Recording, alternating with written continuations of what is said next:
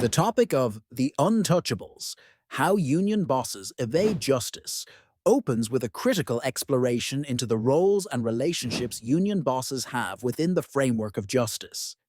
To understand this, one must first grasp that union bosses are pivotal leaders in labor unions, organizations that represent workers to negotiate wages, benefits, and working conditions. However, the power dynamics that come with their positions sometimes lead to corruption or unethical behavior, challenging the justice system's ability to hold them accountable. The significance of this introductory point lies in its foundational role in understanding how and why union bosses may evade legal repercussions despite alleged misconduct.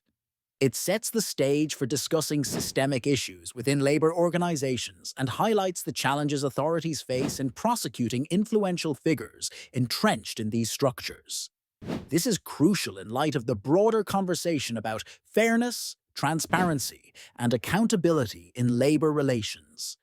Real-world examples abound, such as the case of Jimmy Hoffa, the infamous leader of the Teamsters Union, whose alleged ties with organized crime and mysterious disappearance have become emblematic of the union justice paradox.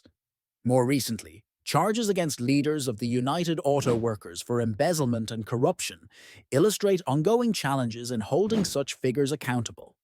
These cases show how intricate networks of influence and power can obscure justice and accountability. Supporting opinions argue that the economic power and influence wielded by unions can sometimes shield leaders from facing consequences, as these organizations are deeply embedded in political and economic systems. Furthermore, the substantial resources available to unions can often be leveraged to mount robust legal defenses or sway public opinion, complicating prosecutorial efforts. However, this topic is not without controversy. Critics argue that focusing on union corruption can undermine legitimate efforts to promote workers' rights, suggesting that such narratives might be used to weaken unions' negotiating power. Others highlight that corruption is not limited to unions, but is a broader societal issue, necessitating systemic reforms rather than scapegoating specific entities. This introductory context directly influences subsequent discussions on mechanisms of accountability, the role of legislation, and the potential need for reform in labor laws. By understanding how union bosses might evade justice, we gain insights into the broader implications for labor rights, legal frameworks, and the ongoing struggle to balance power and accountability within society. The concept of union influence traces back to the turbulent labor movements of the late 19th and early 20th centuries, when organized labor emerged as a formidable force advocating for workers' rights and better working conditions. This influence refers to the power and ability of unions to shape labor laws, negotiate collective bargaining agreements, and exert political pressure to advance the interests of their members. Historically, unions have played a pivotal role in establishing key labor standards, such as the 8-hour workday, minimum wage laws, and safer workplace environments. Their influence extends beyond just labor markets, often impacting legislative agendas and political outcomes.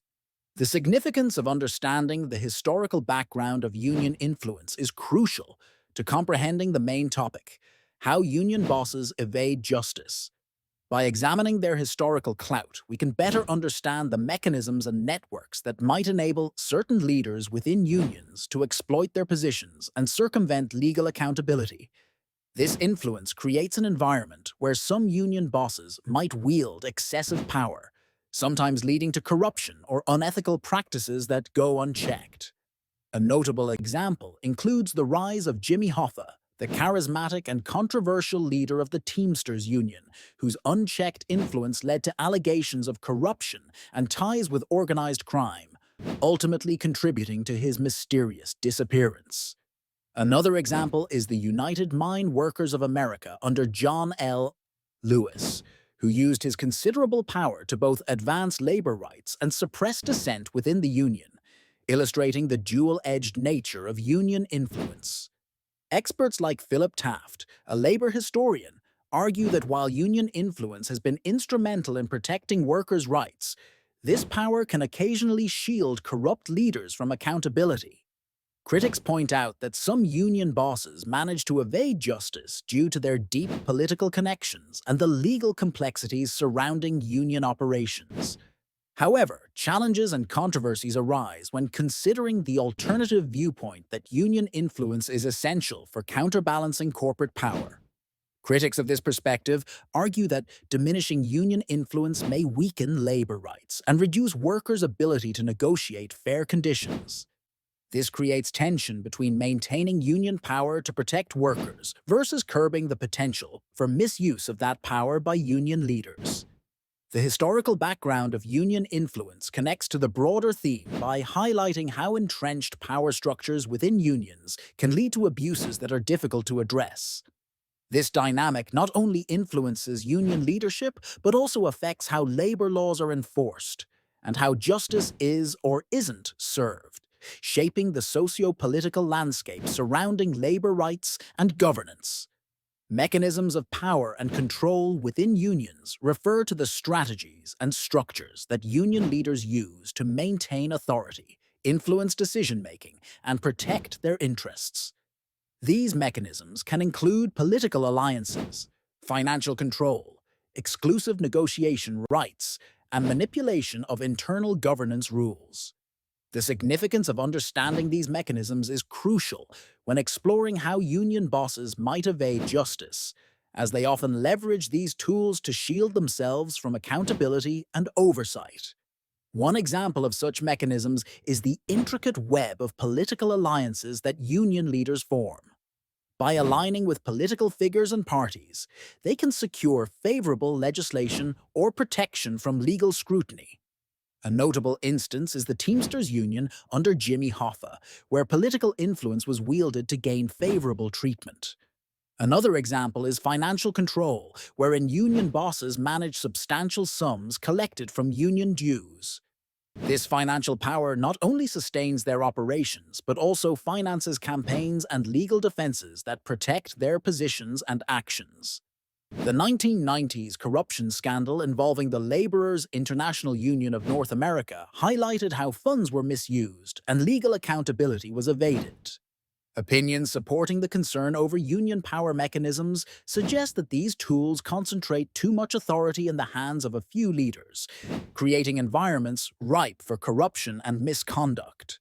Critics argue that the lack of transparency and accountability undermines the original purpose of unions, which is to advocate for workers' rights, not the personal interests of their leaders. However, there are challenges and controversies surrounding this viewpoint. Proponents of union power mechanisms argue that these structures are necessary to effectively negotiate with large corporations and maintain solidarity and strength among workers. Some believe that focusing too heavily on the misuse of power can overshadow the positive roles unions play in improving working conditions and protecting employee rights. This concept directly influences the main topic, the untouchables, how union bosses evade justice, as it lays the groundwork for understanding the methods by which union leaders can operate above the law. By examining these mechanisms, one can better comprehend the broader dynamics at play, such as how these powerful controls inhibit external investigations and internal critiques, enabling an environment where legal evasions can occur without immediate consequence. Recognizing and scrutinizing these mechanisms is essential for any reform or policy aimed at ensuring transparency and accountability within unions. Legal loopholes and protection strategies play a crucial role in understanding how union bosses might evade justice. These loopholes refer to gaps or ambiguities in the law that individuals or organizations exploit to achieve outcomes that align with their interests, but may not necessarily serve the broader objectives of justice or accountability. Protection strategies, on the other hand, are deliberate actions or policies designed to shield individuals from legal scrutiny or consequences. Within the context of union bosses, these concepts are significant as they potentially enable individuals to escape accountability and perpetuate unethical or illegal activities. The significance of legal loopholes and protection strategies in the realm of union leadership is profound. These mechanisms can undermine efforts to ensure transparency and accountability, thus allowing entrenched power structures to persist unchallenged. For instance, union leaders might exploit regulatory gaps that exempt certain financial disclosures, thereby concealing fraudulent practices or misappropriation of funds. Another example is the use of collective bargaining agreements that include clauses protecting leaders from litigation, effectively insulating them from prosecution, even when allegations of misconduct arise. Real-world illustrations of these practices can be seen in cases where union leaders have used legal technicalities to avoid prosecution. One notable instance involved the manipulation of pension fund management, where intricate legal maneuvers obscured fraudulent activity, making it difficult for investigators to pinpoint culpability. Another example can be found in the strong legal protections often embedded in union charters that make it challenging to remove leaders even in the face of credible accusations. Proponents argue that these strategies are necessary to protect union leaders from frivolous claims and to ensure that they can perform their duties without undue interference.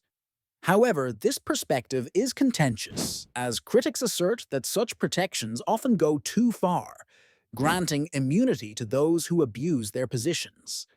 Challenges associated with legal loopholes and protection strategies include the constant need for legal reform to close these gaps and balance the need for protection with accountability. There is also the potential backlash from union members and the public when these practices are perceived as self-serving or corrupt. These concepts are intertwined with broader discussions on union governance and reform. They influence the degree of trust and credibility attributed to union leadership, affecting member engagement and public perception. Addressing these issues could lead to improved transparency and accountability, ultimately strengthening the union movement by fostering trust and integrity. Through understanding and addressing legal loopholes and protection strategies, stakeholders can move towards a more equitable and accountable system.